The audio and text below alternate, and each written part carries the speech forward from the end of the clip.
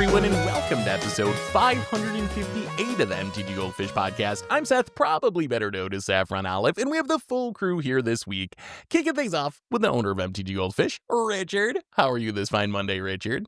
Good morning, Seth. I don't know how long you've had this, but I just noticed your VV dartboard in the back. It was Ragavan. It switched over a few months ago, so now it's VV's counting down turn, the days. Yeah. Only a month to go. We're almost there. Less than a month now, but we got another co-host in Krim. Good morning, Krim. How you doing today? Pretty good. I've been playing a lot of Pokemon ZA. How is it? It is a new take on the battle system. So I think that got people like kind of 50-50. Is it a classic Pokemon game, though? Or is it like some spin-off game? Is it supposed to be a part of the main series? It's technically a spin-off. It's a Okay. spin-off. So it takes us back to X and Y, and they went to a cooldown-based battle system as opposed to like turn-based. Well, it's still sort of turn-based, but it's cooldown-focused. And dude, I've been having a fun time, but I think the Mega Evolutions have been... I love creature designs, and I think that it's one of the Megas don't look as creative, but they made my boy Totodile cool, so I'm happy with that. So today, we're going to be talking about a few different things. We had a pretty interesting survey from Wizards last week that we wanted to get into. Some drama around that. Speaking of drama, there was some Reddit drama about standard and moderators. We got some news on Teenage Mutant Ninja Turtles confirmed that we didn't know before. And then some arena stuff jumping around a little bit. Modern RC in Houston, Pioneer being a dead format, Fishmail, of course. So that's the overview for today.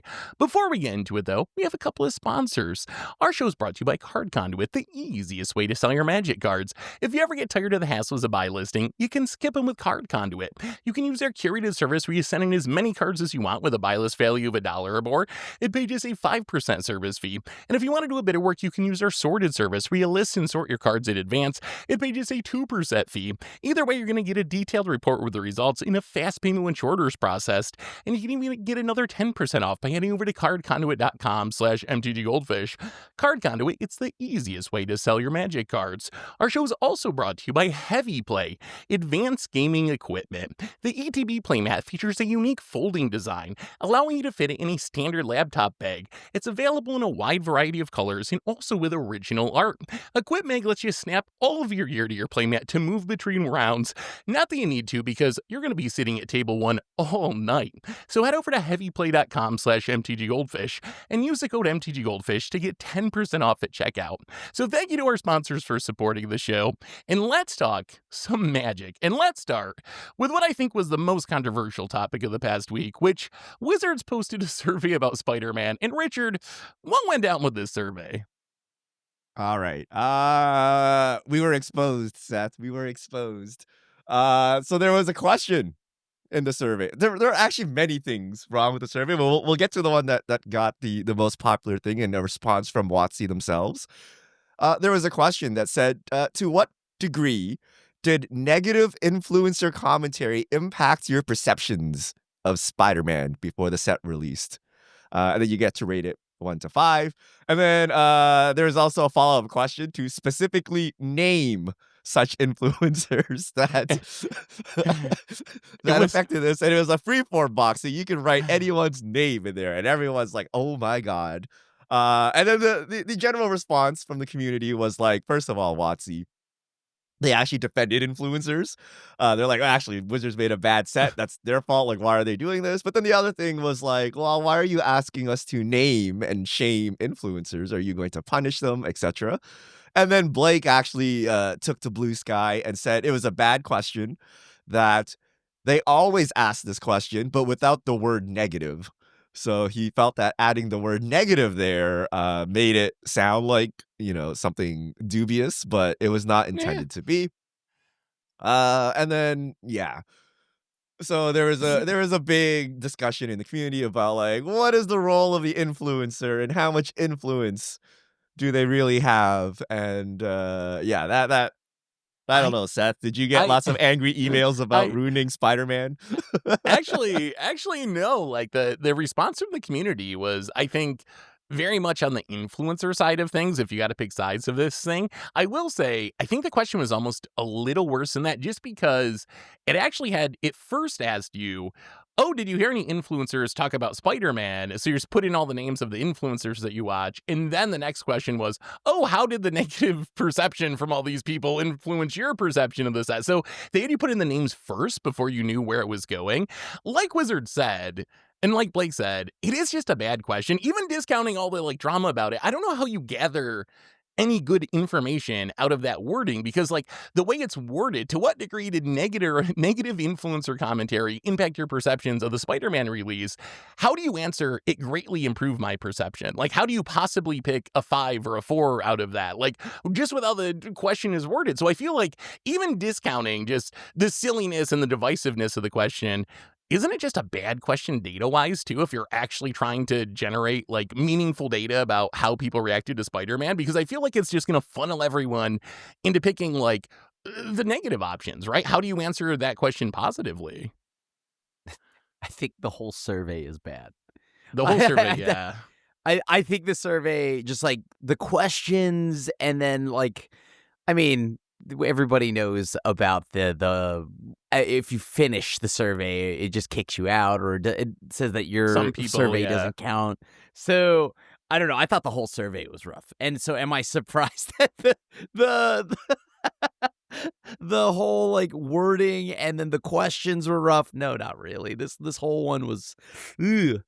Wait, but I get what they're asking. Like, sure, they didn't word it correctly, and I feel they're not using the word influencer right, or maybe they're putting too much credit into influencer. But I believe what they're trying to ask is, to what extent do you think the negative online sentiment of Spider-Man affected your perception of the set? Like, I think they are trying to ask something along those lines, and they just did it wrong. But like, those Yeah. are the But people that Richard- are like closet Spider-Man enjoyers. Like, oh, I don't want to say I like it because, you know, everyone online hates it, and I feel like I'm betraying my community. Like, they're trying to get like that, you know, see how much of that is happening, or if people are just like, actually, I don't care, I don't read Reddit, and I just do what I want, and I love Spider-Man, or I hate Spider-Man. Like, they're trying to understand that, but again, asking people to self-assess where the Yeah. root of their emotions come from is probably problematic to Yeah. begin with, and then they're not really asking it in the right way, and like, but you can kind of see what they're Even trying to do. even if you ask it the right way, no one's gonna answer that truthfully, right? Like I like his self-assessing, right? Like I do not imagine that anyone who is enjoying like the demographic I imagine that like Spider-Man would bring normally is not exactly going to take every survey, right? The enfranchised player will take the survey is what I think will happen, right? Like, oh, I've played Magic for 50 years. I hate Spider-Man. I'm going to gladly take the survey. But the people that are enjoying Spider-Man, I'm curious how many people that enjoyed Spider-Man and bought Spider-Man actually took the survey. Yeah, I mean, I guess we probably don't have any way of knowing that. I do think that it is kind of funny that in some ways it kind of seems like speaking out of both sides of your mouth when it comes to Wizards, because they definitely will say, like, I remember when there's arguments about like metagames and stuff, and you use like arena tracker data, or there's big conversations on Reddit or Twitter, Wizards will definitely be like, well, you got to remember, most of the community is casual. They're not, commenting on Twitter. They're not posting on Reddit. They don't have a tracker for their arena. So we have to take all that data with a grain of salt. And then this survey, as you said, Krim, is likely getting those same people, right? Like, it's people who are on the WotC Instagram or in a WotC Discord or following WotC Twitter accounts. If you're some casual who isn't on the, magic internet, you're probably never even going to see this survey at all. So hopefully Wizards, you would think, would adjust for this. There are statistical ways that you do surveys and you adjust for this. Based on some of the questions, it makes me wonder like how well the whole survey is constructed and so forth. I'm curious though. I think, Richard, going back to what you said, I think it is a legitimate question to ask, right? The idea that we want to know how much of an impact influencers actually have. I did take some issue with the negative framing, especially since I don't remember them being like, oh, to what degree did all the positive influencer commentary about Final Fantasy influence you buying Final Fantasy? Like, it crops up now when you have a set that's doing poorly, at least in the realm of PR.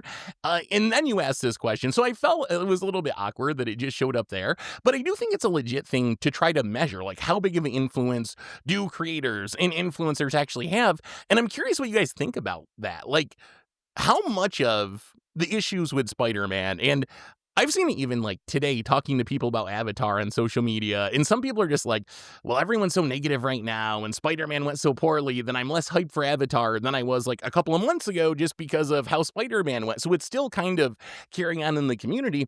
But how big of a role do you think influencers did have in this? Basically, many, I don't want to say most because I haven't counted, but many big Magic influencers and creators posted some sort of negative video or commentary about Spider-Man. Richard, what do you think? Are we responsible for this? Like, we, the community of creators and influencers, not just us in specific. Kind of, but I want to address something that Blake said. So part of that thread, they're like, we don't punish creators that speak out, against our products. And that's like 100% BS. Okay, like obviously, when you choose people to partner with to promote your product, right? So they may not censor you, right? But obviously, if you go dunk on their product time and time again, they're not going to choose you, right? They're going to choose the person that likes your product. It's like hypnosis, right? Like, does it really work? I don't know, right? But you want to choose the person that plays along with you and not the person that doesn't, because overall it's just a bad experience, right? So yes, like they may not explicitly blacklist you. They may just prefer other creators over you that are more, optimistic about their product, right? And it just makes business sense. You know what I mean? Like it just Yeah. doesn't make them any sense to um promote people that have negative things, right? And then also they don't want to censor people like explicitly because it looks bad, right? So that's just a net bad for them. But okay, anyway, back to the question. So I think influencers themselves are overblown, like us, like whatever, right? Like we have some amount of impact, but like not really, right? Like what influencers do is bring eyeballs, and I think the opinions kind of not matter, right? Like I think what actually matters is Joe Blow's Reddit thread at the top, right? And people perceive that as organic, right? Because if an influencer says something like, well, they were paid by Watsy, they have business Yep. conflicts and interests and things like that, I can't believe them. But this random Redditor, they have nothing to gain from dunking on this, right? And this like 5,000 upvote thing seems legit. I think that has a lot more impact, and just like overall community sentiment has a lot more impact. Influencers play some role in here, right? But I think just overall the normal person speaking out uh does, way more impact. And I will say, like, whatever the normal person says or gets upvoted is not necessarily correct. You know what I mean? Like, it's just like Reddit is actually a hive mind, right? We've seen cases where it's not correct. Like, for example, Yeah. Walking Dead Secret Lair. We're all down the Secret Lair path and exclusive cards because it does work. We know that Reddit is correct for Spider-Man because you can just see the collector boosters on the shelves, right? Before that, you may have had the question of, is Reddit just the internet hive mind and it doesn't work? But in reality, casuals are buying it. But like, no, because we see collector boosters just readily available. The price is going down. But just don't believe everything you see on the internet. Like, I read Yeah. last week's comment section. Oh my God, why did I do this? Right. And the number one comment was like, herder, Richard said Vivi was bad and unplayable. Right. And I'm like, no, I didn't. like, am I going crazy? Like, what do you mean? Right. It's like 50 upvotes or 50 likes or whatever, right? It's like very liked comment thread because everyone wants to dunk on Richard. And I'm like, okay, cool. But hold on, wait a minute. I watched the episode and it was the most glowing review of Vivi you could ever imagine. And like, because people get this narrative in their head, and then when they see something that matches that narrative, they click upvote or like, and it goes to the top, right? We might talk about this later, but like pick two draft, I feel there's a narrative around it that everyone goes to the top without actually experiencing it or thinking about it, or it may not reflect their actual personal opinions because maybe they didn't spend time to form it. But there is like a hive mind kind of mob mentality that goes on as well. And all this to say is, I think Wizards is trying to measure this somehow, but like Krim said, asking people to measure themselves is probably kind of rough. You kind of just get Yeah. their thing and then make your own conclusions, which is why it's hilarious that you click through the survey and then some amount of people got the you're not the target audience we want, so we're throwing out your results. You're like, what? Right? Like, you should at least keep it. That was and if you want to really throw it bad. out, don't tell them. Right? Yeah, why like, would you tell them that? Just like quietly let them feel like they did the survey. Exactly, They would never right? know. That was so bad, dude. I Oh, can't. God.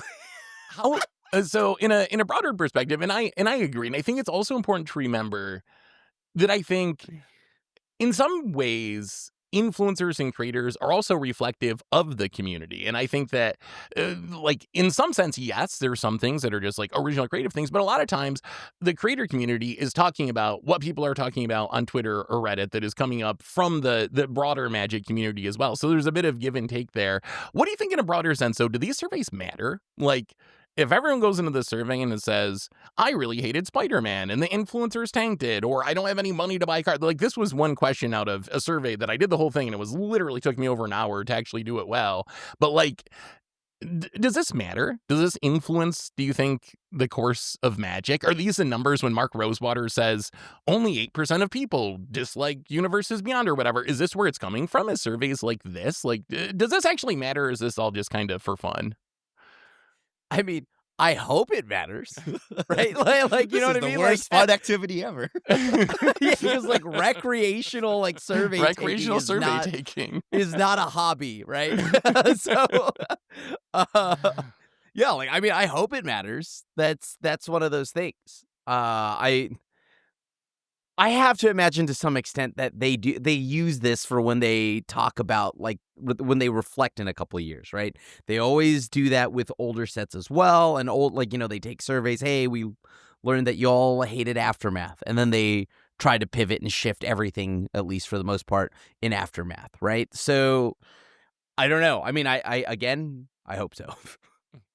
I think it's a data point, and I think it matters, but not directly. My favorite is the Tomer method of polls, right? So Tomer puts up a poll and it's like, vote for the one you want most, right? It's like A, B, C, D.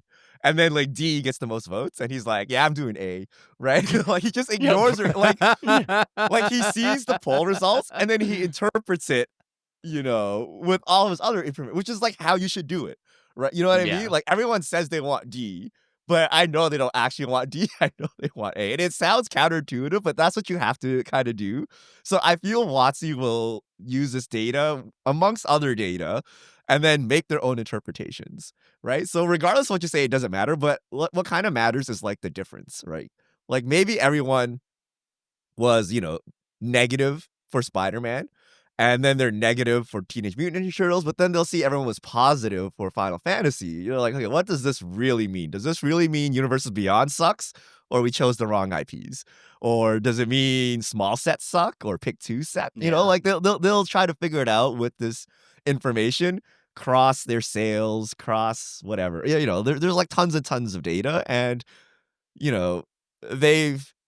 Even though we don't want to admit it, they've done a good job so far, right? Like Wizards has grown every year. Magic has grown every year. People are more hyped. There are more players than ever. And they have managed to navigate this, even though we don't like it currently. It has somehow worked out, right? So they probably got it under control, but who knows?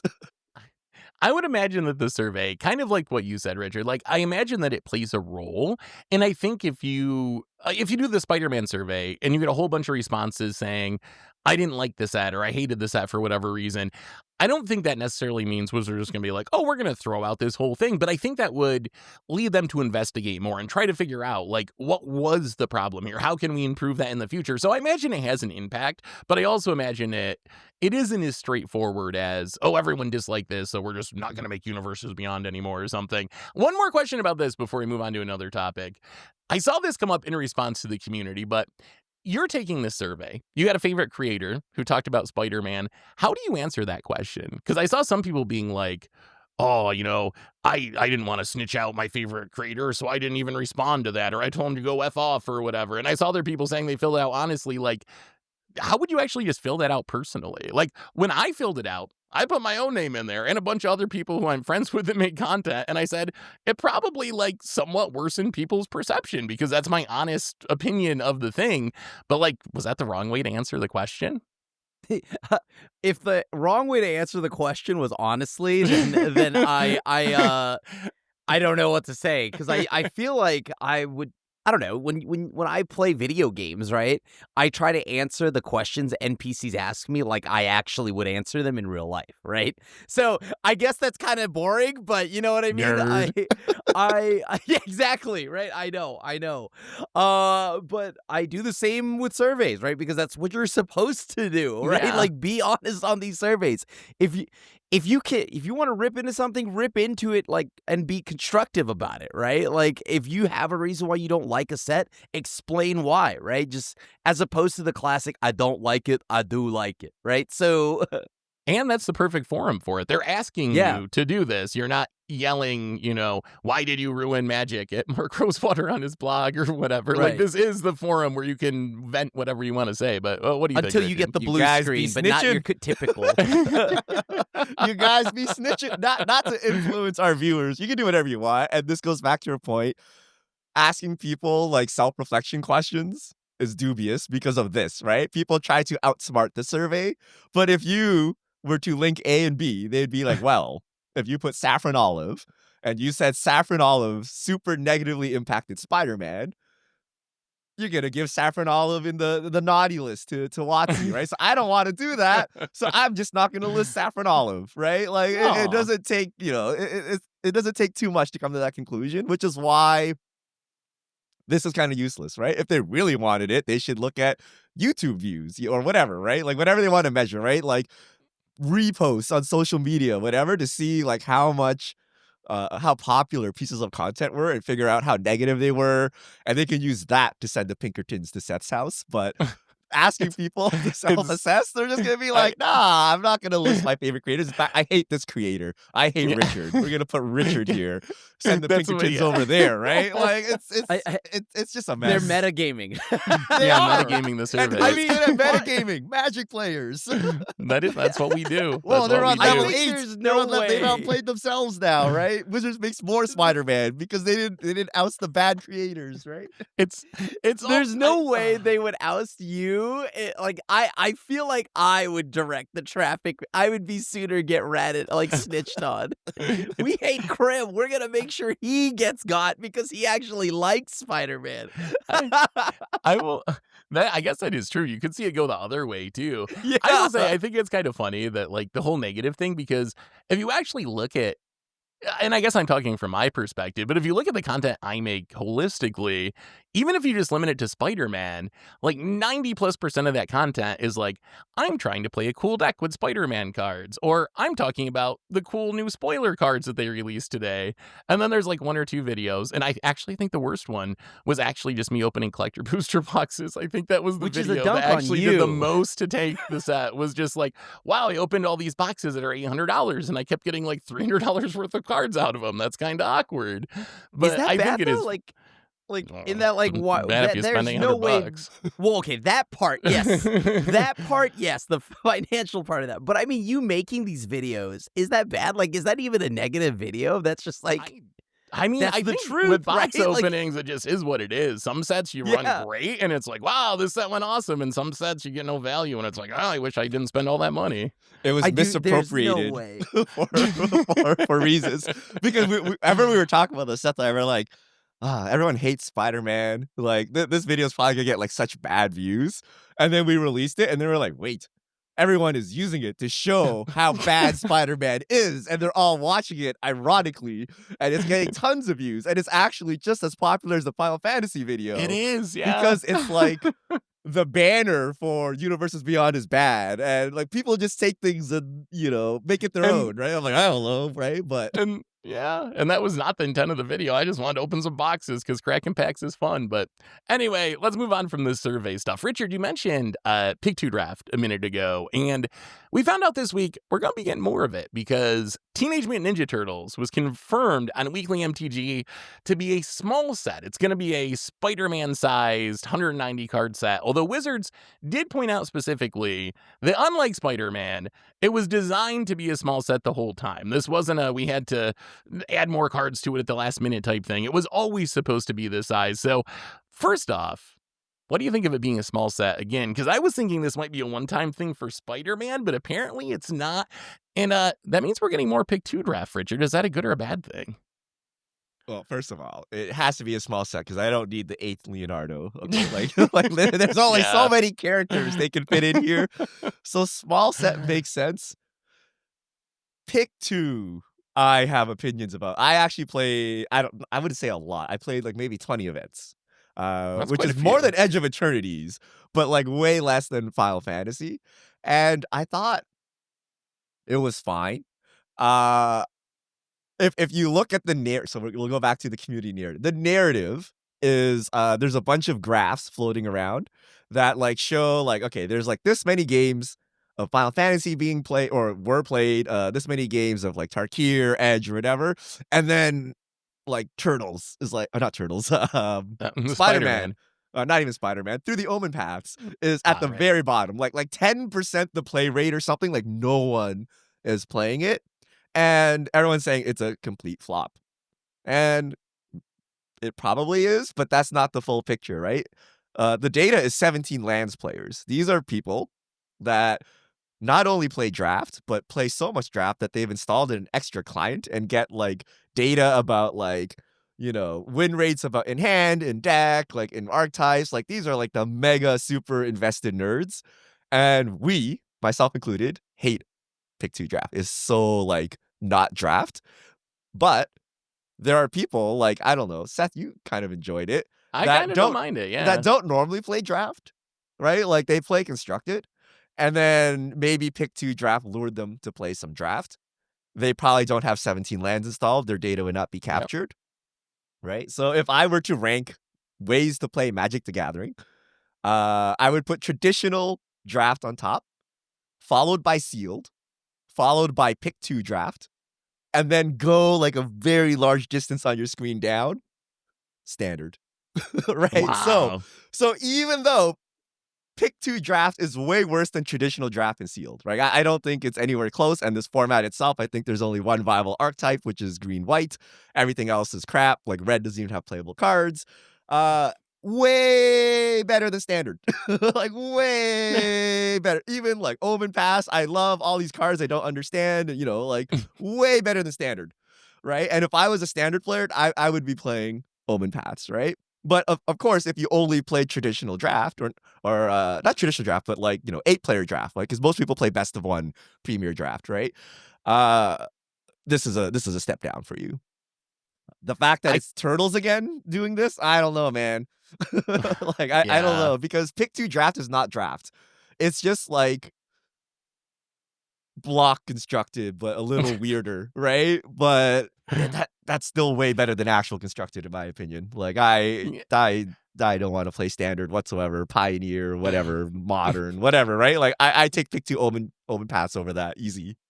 So even the worst draft or your least favorite draft format is just better than constructed is overall. I think the other thing that Yes. muddies the data is it launched alongside Spider-Man, which is we were just talking about the survey and different issues with the set and the Omen Path thing with different names. So I think it's hard also to sort out like especially like I know someone like you plays a lot of limited. I think you have the context to like form an opinion on it. But when I see some random takes on Reddit and stuff, I almost wonder how much of it is people disliking the set compared to disliking actual pick 2 draft. Like if they launch pick 2 draft alongside Final Fantasy, would the narrative be different? Like would people be talking about it differently just because they like Final Fantasy more than they like Spider-Man, it seems like overall. So I think that also muddied the data.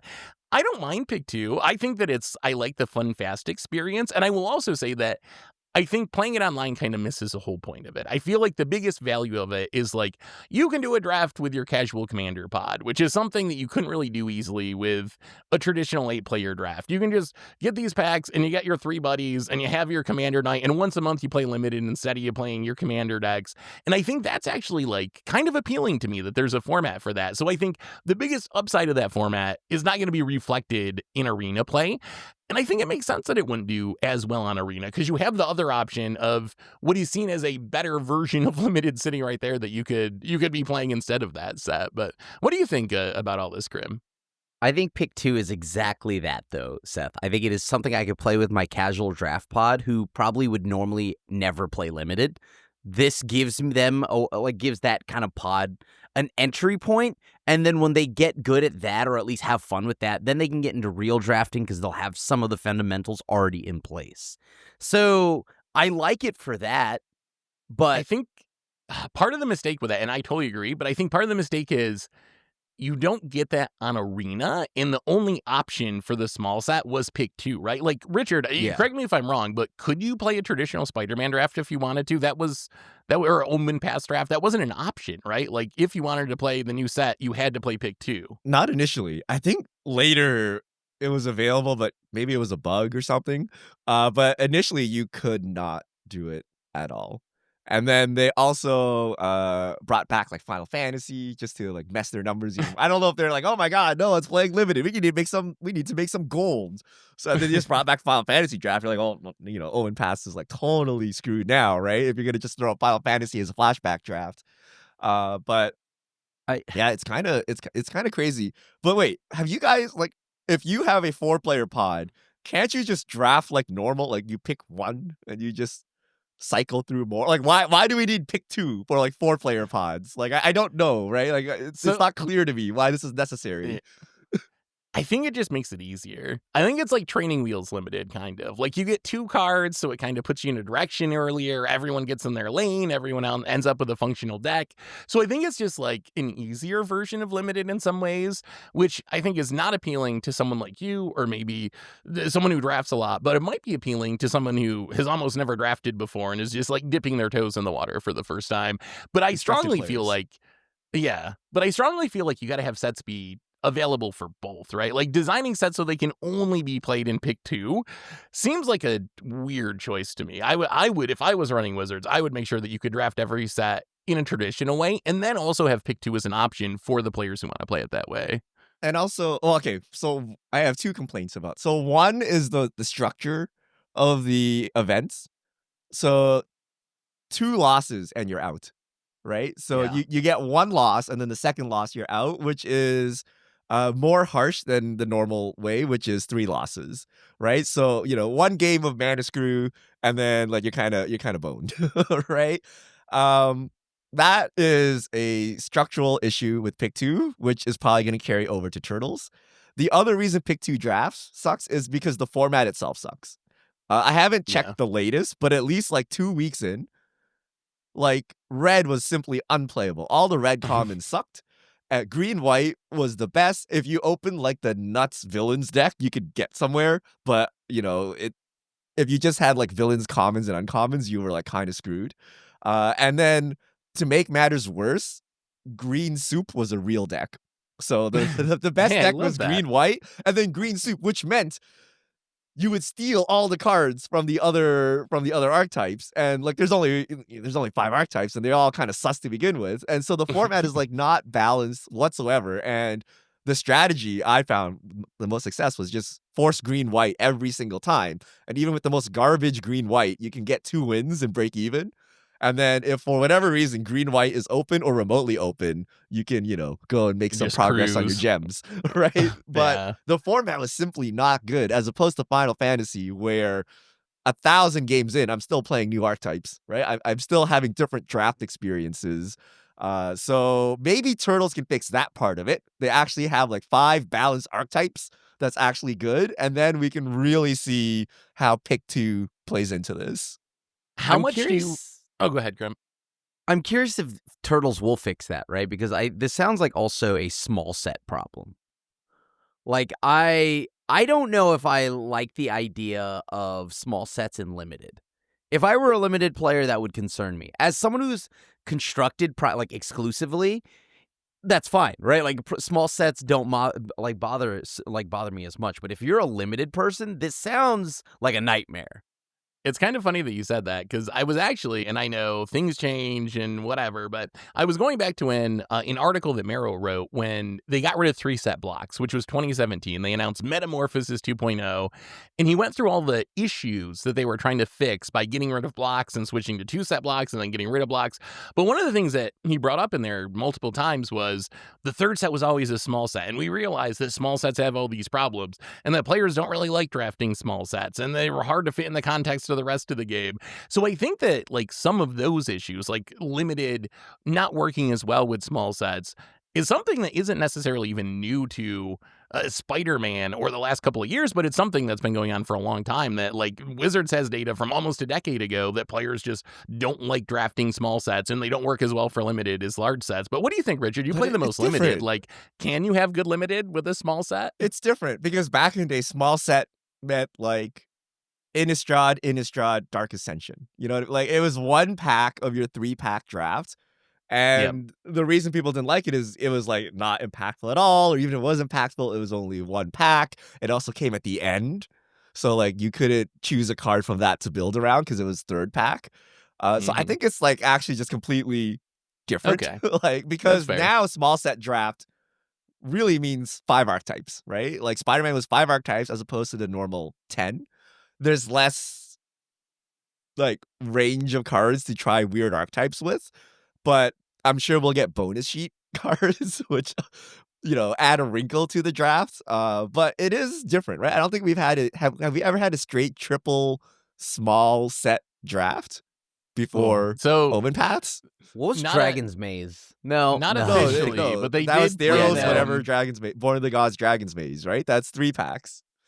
So he never had them as official format, but they would play triple small set on Magic Online when they released like the small third set. That was one of the options. So I remember playing like some of it, and it was always I kind of enjoyed it sometimes, but it was very wonky and just like different than normal draft. But to wrap this up, Richard, currently, how much of the issues do you blame on the cards in the set, and how much of the issues and your dislike of the format do you blame on the actual format itself? Like, is the current problem Spider-Man's a bad set for limited, and limited happens to be pick 2, or pick 2 is a bad way to play draft, and it happens to be Spider-Man that it launched with?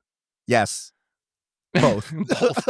Okay, it's a branding issue. Okay, if you pick 2 with Final Fantasy, it's still gonna suck. Okay, what you need to call it is like highly variable constructed, and then put it with like standard. It's like fancy block constructed. I actually liken it more to Jumpstart. I actually played a lot of Jumpstart Final Fantasy. Okay. That's where you get like 2 packs, you shuffle them together or whatever, and you end up with this weird block constructed deck with some variance in it. That's what Omen Paths is. It's not draft. Like I don't consider it draft. I think it's just like if you took a standard deck, spilt it on the floor, and then picked it back up, but you only picked up like 75% of your deck. Like that's what you kind of end up with, right? Like it's some weird version of constructed, which is why constructed only players I think would really enjoy it. But like anyone who's drafting, like there's no signals. Like it's like very condensed. There's only 5 archetypes. Like it's not draft, and it's not sealed. Like sealed is way better in my opinion than it as well. So it's, I don't know, it's limited, but it's not really limited. So I would much prefer if we grouped it with constructed. Interesting. Well, let us know what y'all think about 2-pick draft, because I imagine we're at least getting another set focused on it with Teenage Mutant Ninja Turtles just based on the set size. But I guess we'll have to see. Krim, I want to ask you something. So they did an event on Arena this week, which was a metagame challenge, but for Brawl, which I believe is the first time that they've done this. And we have talked in the past about, could there ever be like a ranked Brawl queue? Because Brawl's actually very popular on Arena. More and more people are playing it. And it seems like this metagame challenge went over pretty well. I didn't get a chance to play it, but I was just watching the response to it, and there was a lot of people who said, like, it's the most fun I've had playing Magic in a long time. I want a permanent queue of it.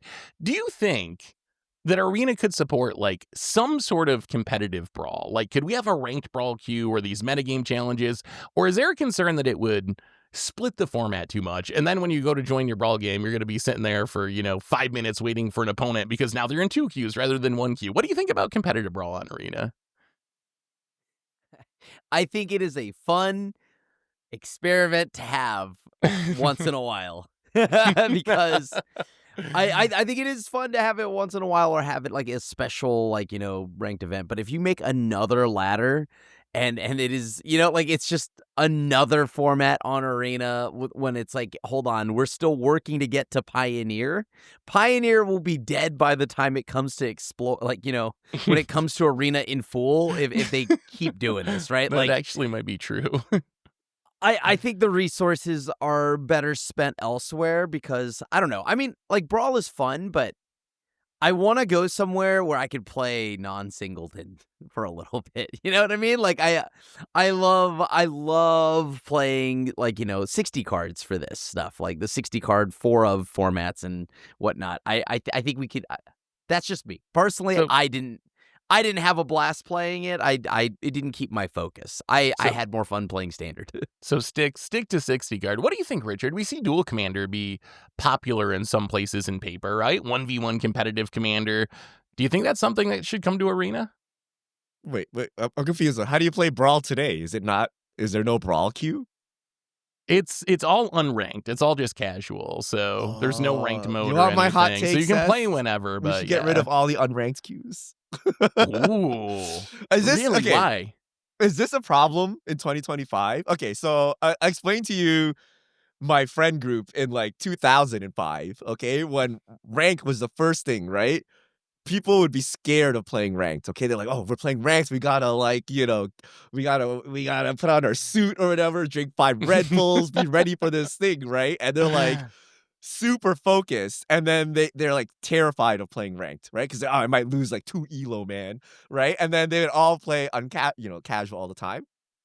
But I was like playing ranked like left and right. I'm like, yeah, I'm just gonna quit in the middle of this ranked game. I gotta go whatever. Like, what does it matter, right? Whatever, yeah. I'm playing like so many things, and like I had like 0 rank anxiety. The only time I have rank anxiety is like when I'm trying to like level up, right? You're like 1 game before Mythic, like, oh, better lock in, right? I don't want to have to go play 5 more games to hit Mythic.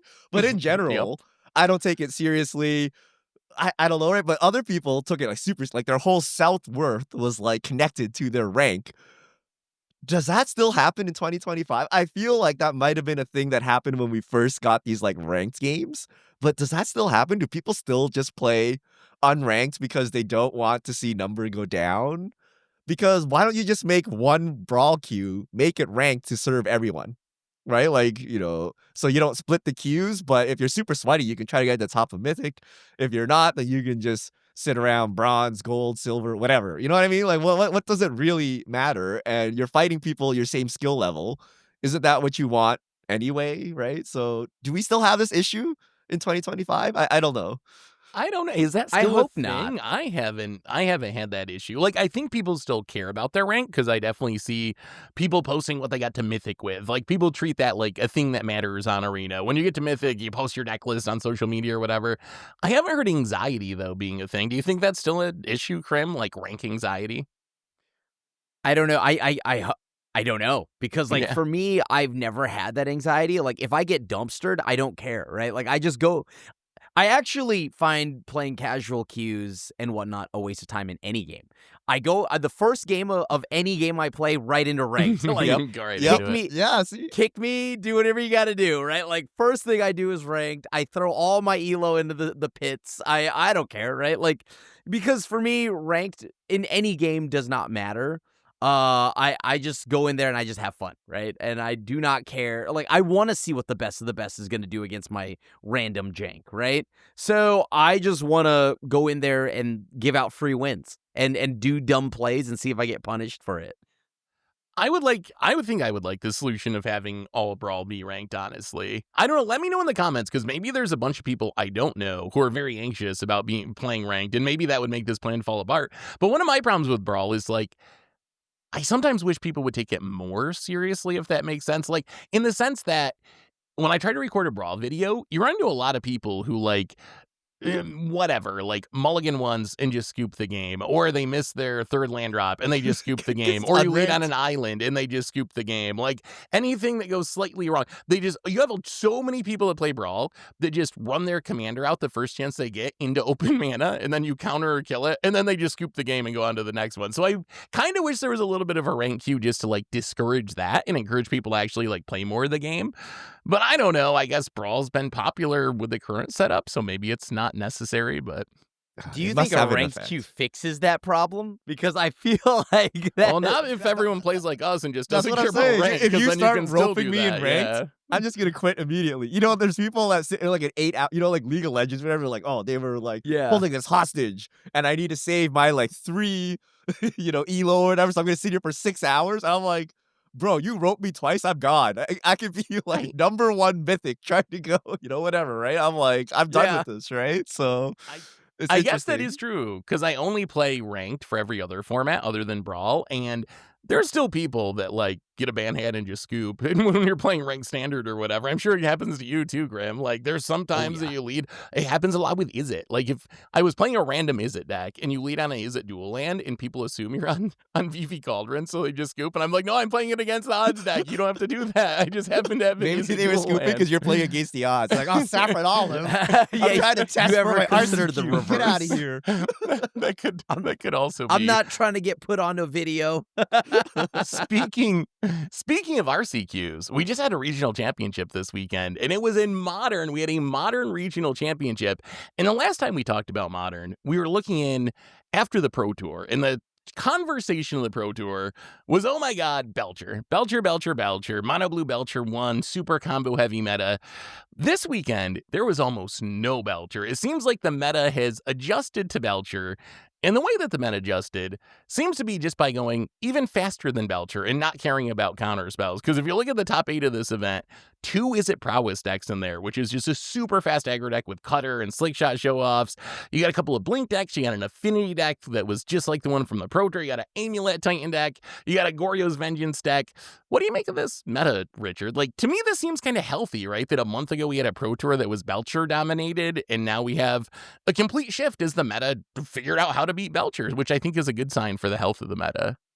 Yeah, it sounded like no one played Modern before this, and then now everyone's playing Modern. So the meta game is like going through its iterations, but so far so good, right? If every week there's a new top deck, and people are like, oh yeah, I know how to fight this, and then another deck rises, and then another deck rises, another deck rises. That's good, right?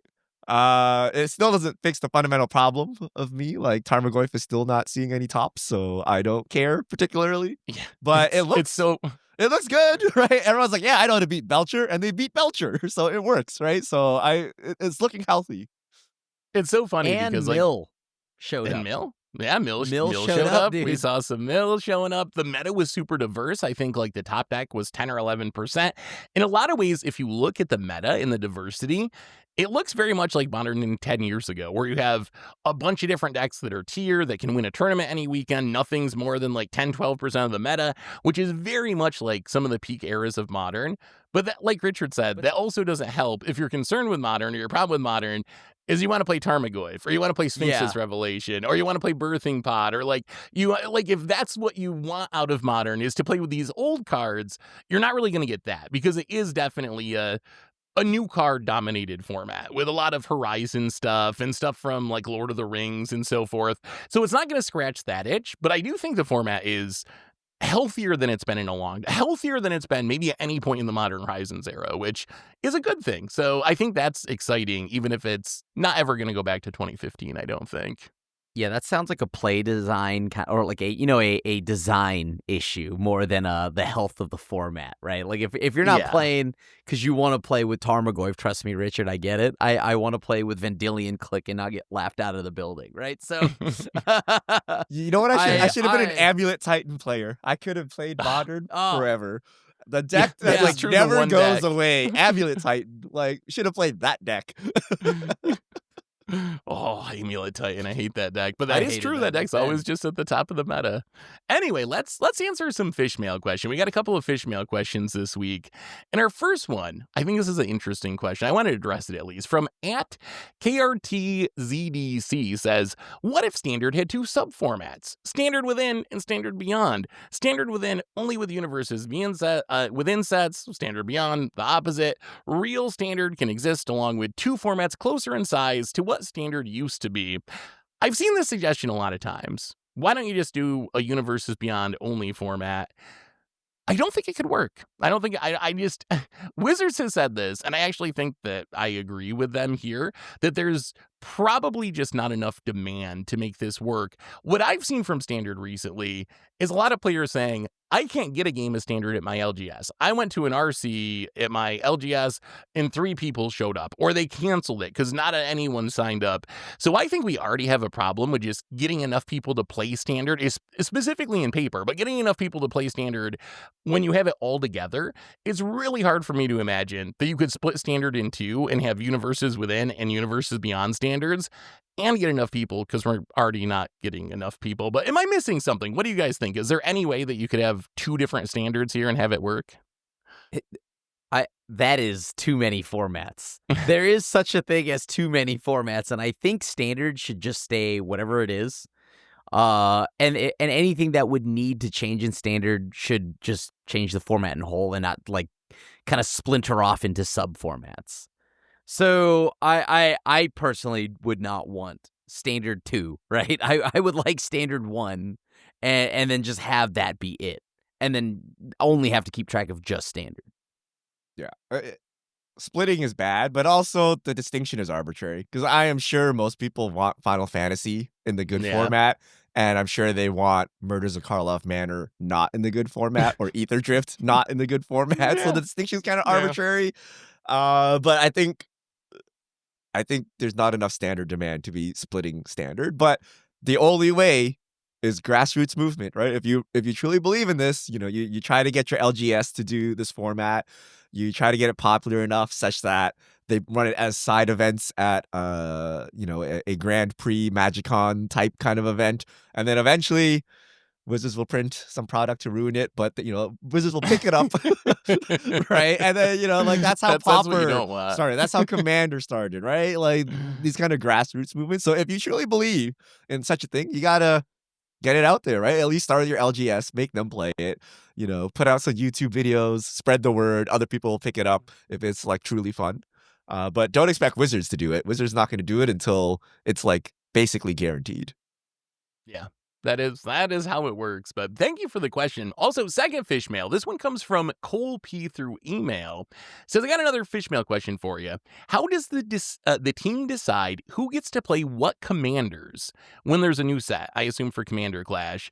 Is it first come, first serve? And has there ever been a point where all 4 of you wanted to play the same commander? Any funny stories from behind the scenes on this? So, Richard Krim, how do we pick commanders when a new set comes out for Commander Clash?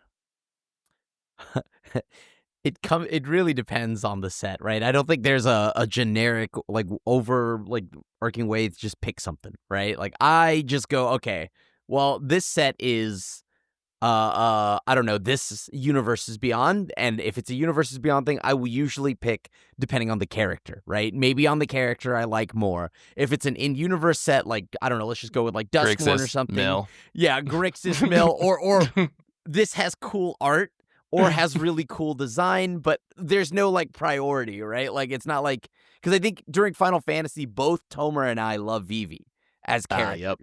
So it's like, I don't know, we'll figure it out. We just do this thing where we communicate. And then that's it, really. At least when it comes to that. Yeah, it is generally first come, first serve. Like if you have a commander that you really want to play and you call it, for the most part, you'll get to play that commander. But especially with situations like the VV situation where you got multiple people that are interested in the same commander, it is a matter of just kind of like talking it through or whatever. Richard, anything to add to that? It doesn't really matter. Usually, so here's Krim always gets dibs because he's the youngin'. And he actually has preferences. So there are people that so like I think Phil has a stronger preference. He usually takes some Simic pile or Lotus looking thing. Krim will take his favorite character or some Grixis pile. Tomer usually has some kind of preference, and then usually Seth and I just like yeah, whatever. We just like Yeah. choose I'll play something to what's fill left out over. the pod to make sure the pod looks sane.